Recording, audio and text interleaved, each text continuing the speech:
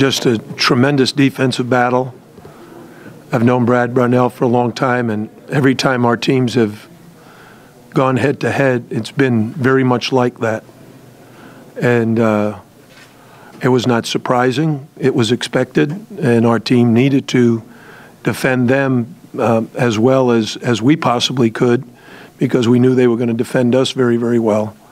And it's one of those games that's it's not pretty, but it shows an awful lot of competitive spirit by both teams.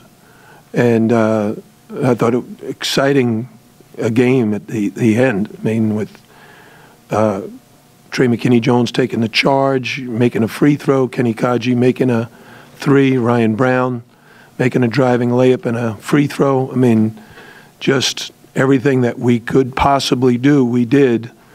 And we were fortunate enough, we were able to get some key stops at that time. But this is one of those games that if you get frustrated and angry because, you know, your shot's not going or call doesn't go your way or what have you, then it's very easy for the team to get frustrated and then lose its composure. But we were able to stick together, like Duran said, and that makes a huge difference. And I thought both teams did a terrific job of that. But it may not have the mystique of like Cameron Indoor or maybe the Dean Gunn. How hard is it to bring a team in here? This is at least my 8th time here. I was at Virginia during the Ralph Sampson era and Olden Polynice. We came down here, had some incredible games. Moose Campbell, Horace Wyatt, Larry Nance. I mean, this school has great basketball tradition, and this team is very, very tough. That shot with Kenny, was that drawn up that way, or how was that? Yeah, exactly. We drew it up exactly that way. I don't even remember what happened. And it's one of those things. There's no plays. It's play basketball. There's not we must have called 35 plays. Not a single one was scored off of the play. It's the players. You know, Ryan Brown, he drove it to the basket, hit one and got fouled. You know, Durant Scott drove into the lane, threw it back out to Kenny, he buried a three. It's not like we ran a set play, someone got separation and hit a jumper.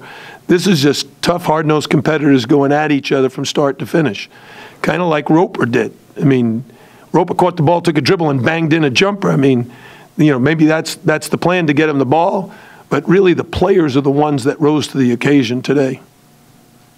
How do you talked about your players being frustrated. How do you keep them frustrated from saying in halftime you have 19 points and you're struggling to get a basket? Well, we only had 18. 18. Oh,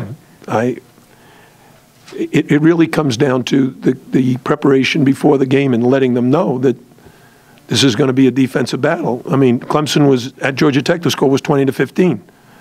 And it's not surprising.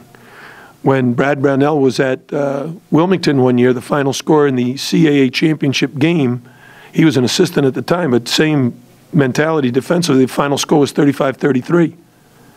I mean, just coaches in this league have gotten their teams to play great defense.